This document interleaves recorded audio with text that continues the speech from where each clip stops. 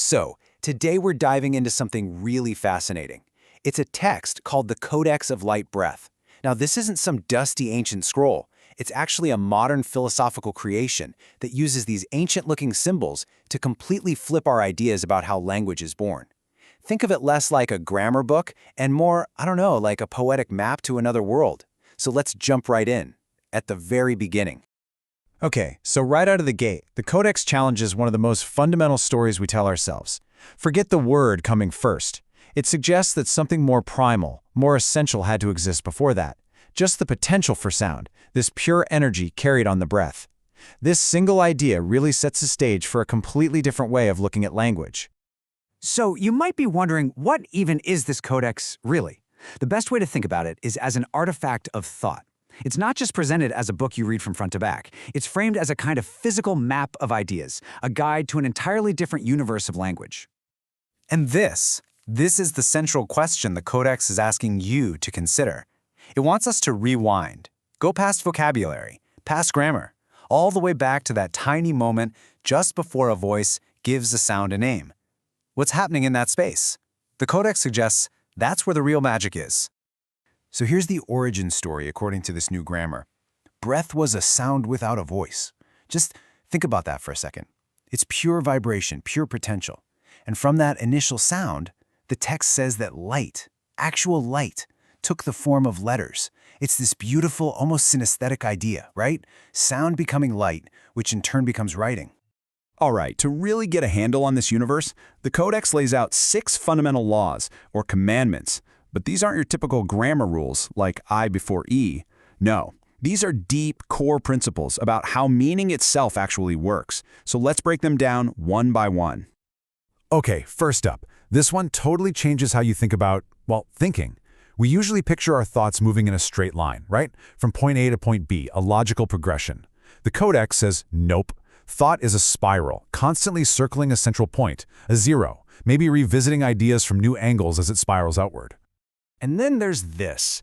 This next idea makes the act of writing feel, well, almost magical. It's not just about making shapes on a page. The second commandment says every letter, every word is actually a doorway. When you write, you are literally opening a portal into a dimension built entirely out of meaning. Wow. This one's pretty profound. The third commandment tells us that silence isn't an absence of communication. It's not just a void waiting to be filled. Instead, it's an equal part of the conversation. It's just broadcasting on a different frequency. It suggests that if we just learn how to tune in, silence has just as much to tell us as spoken words do. And here it is again, that mysterious symbol from the center of the spiral, yo. The fourth commandment claims that our voice isn't a direct line from our thoughts to our speech. It has to pass through, or maybe rotate through, this symbol first. It's like a filter or a transformer, or some kind of key that unlocks raw sound into structured language. What it actually does? That remains a mystery. Now, the fifth commandment is probably the most cryptic and poetic of the bunch. It suggests that the universe itself is always communicating. A random event, like a die falling, has a message. And if we can't figure it out, that meaning is stored somewhere else, in nature, in the memory of a tree. It points to this incredible world where everything is just infused with language, waiting for us to learn how to read it. And that brings us to the sixth and final commandment, which introduces this really cool structural idea. It says that every single word isn't just one thing. It contains these hidden depths, which are reflected in 6 mirrors. And this idea is so central, it's about to get its own section. So, these 6 mirrors, what are they? Well, they're not literal physical mirrors, of course. Instead, you should think of them as 6 primal energies or concepts that are embedded inside every single word, giving each one these multiple layers of meaning. They are those hidden dimensions we were told we enter when we write. And here they are. It's a brilliant list. The 6 mirrors are dragon, flute, wind, word, mountain, and moon.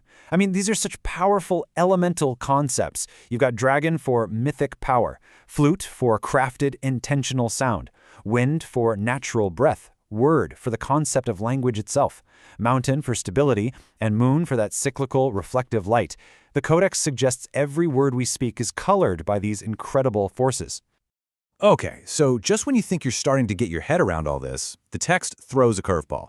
This Codex, this whole grammatical universe we've been exploring, it's not a finished work. It's presented as just the beginning, an introduction. It's actually an invitation for us to continue building it. And it's not just a cliffhanger.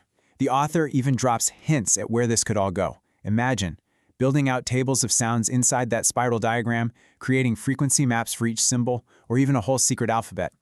It even suggests using breaks of silence as punctuation marks. I mean, the potential here is just vast. The text ends with this beautiful poetic choice that it presents to us. Do we treat this as a practical project, building it logically, page by page?